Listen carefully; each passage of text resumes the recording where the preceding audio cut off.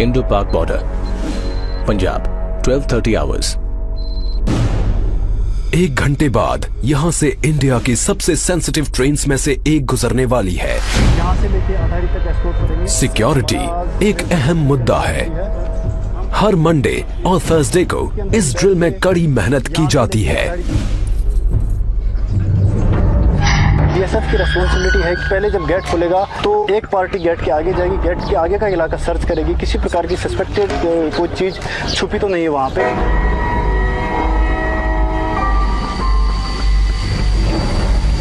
जो ट्रेन पाकिस्तान से आएगी उसको जीरो लाइन से एस्कॉर्ट करके यहाँ पे अटारी स्टेशन से पहले जीआरपी की पोस्ट पड़ती है, उनको हैंडओवर करके वापस आना। साथ में डोमिनेटिंग फीचर के ऊपर में हमारे वेपन माउंट होते हैं, तो गाड़ियों के ऊपर में वेपन माउंट होते हैं कि किसी प्रकार की कंटीजेंसी या कोई बंदा भागने की कोशिश करे तो उसे हम चेज करके पकड़ सकें। अटारी का high profile busy border Punjab के दूसरे बॉर्डर एरिया से बिल्कुल उलट है।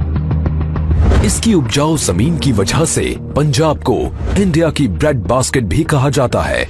इसकी थोड़ी सी जमीन इंटरनेशनल बॉर्डर और फेंस के बीच में पड़ती है।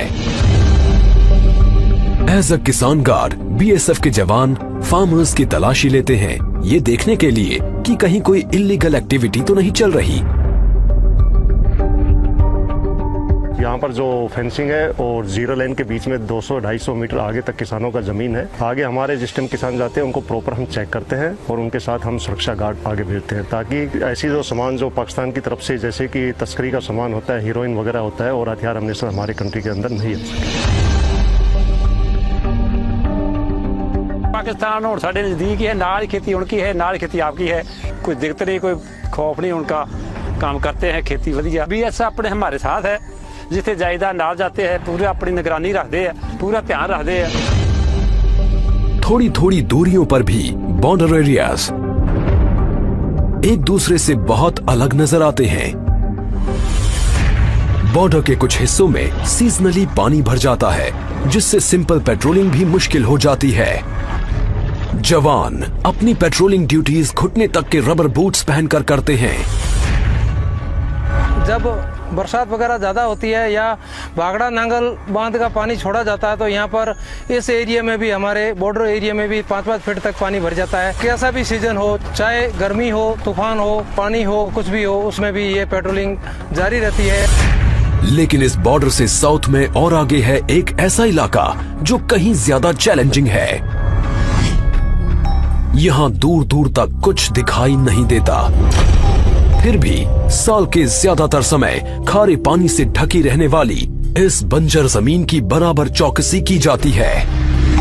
ये है ग्रेट रन ऑफ कच्छ, दुनिया के सबसे बड़े सॉल्ट डेजर्ट्स में से एक। ये है वेस्टर्न टर्मिनस पिलर 1175, इंडिया और पाकिस्तान के बीच आखिरी बाउंड्री पिलर। इससे आगे है क्रीक्स, स्ट्रीम्स और वाटरवेज का नेटवर्क जो अरेबियन सी में मिल जाता है। और ये है सर क्रीक, इंडिया और पाकिस्तान के बीच डिस्प्यूटेड खाड़ी।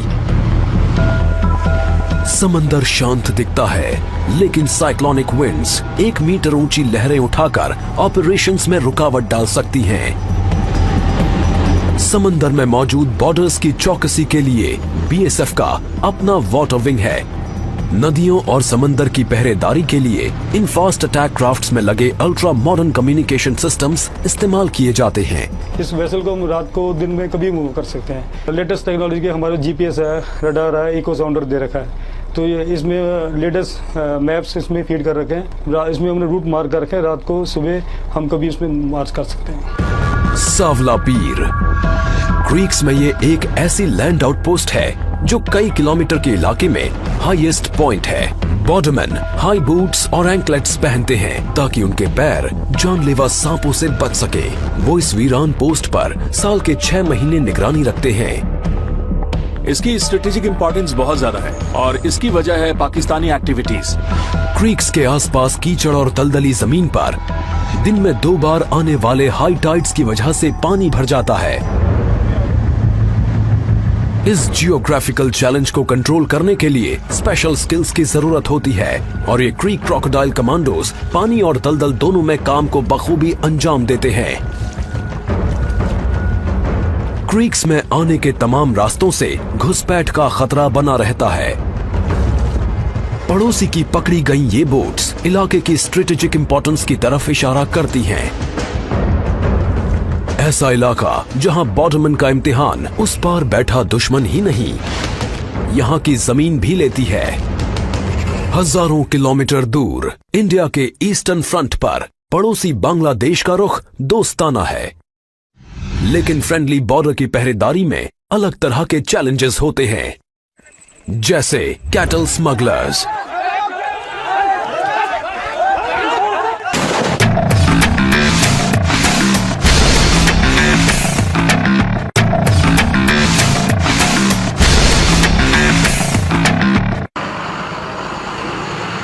बांग्लादेश से सटा इंडिया का आड़ा तिरछा बॉर्डर 4000 किलोमीटर से ज्यादा लंबा है। इसे रेड क्लिफ लाइन भी कहते हैं।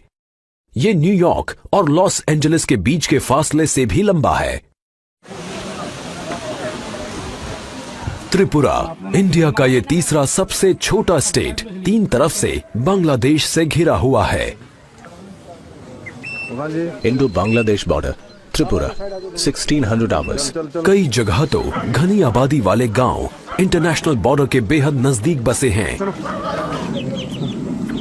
ये जो 2033 बॉर्डर पिलर है, ये बिल्कुल ये जो एक फैमिली है, इसके 2 भाई अभी बांग्लादेश में, 2 इंडिया में, और उनकी जो परिवार है ये दोनों आधा आधा बटा हुआ है, और ये बॉर्डर पिलर इन दोनों को मतलब आधा आधा करता है। इस इलाके की पुलिसिंग एक उलझन भरा काम है, क्योंकि कई बड़ी एक्सटेंडेड फैमिलीज बॉर्डर के दोनों तरफ रहती हैं। हम लोग ऐसा कोई महसूस नहीं हुआ ये इंडिया है या बांग्लादेश है। हम लोगों का बहन भी वापस शादी हो रहा है, मेरा भाई भी वापस शादी हुआ है, मेरे काका भी उधर की शादी करने वाला है, मेरा नाना का घर भी उधर ही है। लेकिन आबादी से दूर घनी हरियाली से ढकी त्रिपुरा की लो हिल्स मुसीबत पैदा करती हैं। बॉर्डरमैन को यहाँ मस्कीटो नेट फेस मास्क पहनकर चौकसी करनी पड़ती है, क्योंकि इस इलाके में है दुनिया का deadliest malaria parasite Plasmodium falciparum. Local इसकी ट्रीटमेंट का कोई यहाँ पर प्रावधान नहीं है, और हम लोगों को इन बंदों को जो है हेक्टर से इवैक्यूएट करना पड़ता है, और चूंकि यहाँ पर रोड कनेक्टिविटी नहीं है, और इस वजह से जो है इसमें कई बार ले जाने में काफी दिक्कत होती है, और बंदा लेट होने से जो है उसकी जान भी जा सकती है। क्रू को भी ये नेट्स पहनाए गए हैं। ये यूनिफॉर्म्स लाइफ और डेथ के बीच बारीक शील्ड का काम करती हैं, और ये खतरनाक इलाका ही इनका असली दुश्मन है। त्रिपुरा के साउथ वेस्ट में 300 किलोमीटर से थोड़ा आगे बीएसएफ के ये जवान रात में चौकसी कर रहे हैं। यहाँ चैलेंजेस बिल्कुल अलग हैं। North 24 Pargana district west Bengal 200 hours. Thermal imager पर सस्पिशियस मूवमेंट पकड़ी जाती है। मैंने हैंड हेल्ड थर्मल इमेजर के मॉनिटर पे अभी देखा कि आईबीबीआर 500 मीटर पीछे जाम खड़े हैं। 10 से 15 कैटल का मूवमेंट है, और उनके साथ लगभग 20 से 25 लोग भी हैं जो आईबीबीआर की तरफ बढ़ रहे हैं।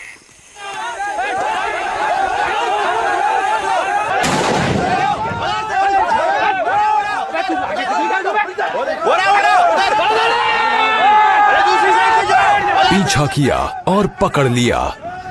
इंडिया बांग्लादेश बॉर्डर के 1/4 हिस्से पर फेंस नहीं है, इसी वजह से इन इलाकों में बहुत ज्यादा कैटल स्मगलिंग होती है। 2014 में लाखों डॉलर कीमत के करीब 20 लाख कैटल बॉर्डर के पार स्मगल किए गए थे। बॉर्डरमैन की स्ट्रेटेजिक पेट्रोलिंग टैक्टिक्स की वजह से अब स्मगलिंग में तेजी से कमी आई है। वेस्टर्न बॉर्डर की ही तरह यहाँ ईस्टर्न बॉर्डर पर जमीन पर सिर्फ बोट्स ही नहीं होते।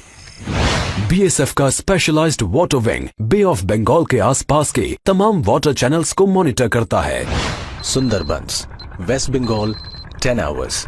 लगभग 10,000 स्क्वायर किलोमीटर्स इलाके में फैला सुंदरबन का आकार तकरीबन जमाइका जितना है। इसमें से आधा इंडिया में है और बाकी का बांग्लादेश में। यहां बीएसएफ तय काम को अंजाम देती है। गर्म और उमस भरे सुंदरबन में नहरों, कीचड़ और छोटे आइलैंड्स का एक उलझा हुआ नेटवर्क है। इलाका दलदली है और इसकी वीरानियों में मंडराते हैं जानलेवा क्रीचर्स, डंक मारने वाले से फाड़ डालने वाले तक। दुर्गा उन 3 फ्लोटिंग बॉर्डर आउटपोस्ट्स में से एक है जहां बीएसएफ सुंदरबन के आसपास के दूर दूर तक फैले रिवराइन बॉर्डर को मॉनिटर करने के लिए इस्तेमाल करती है। 353 टन का हर वेसल लैस है इको साउंडर्स और सैटेलाइट नेविगेशन इक्विपमेंट से, ताकि जवान इस बदलते मंजर पर महारत हासिल कर सकें। दुर्गा में रहते हैं 30 बॉर्डरमैन। बाकियों की तरह ये लैस हैं 4 फास्ट पेट्रोल बोट से, जो स्मगलिंग और घुसपैठ को कंट्रोल करने के लिए फ्लोटिंग चेक पॉइंट्स की तरह काम करती हैं।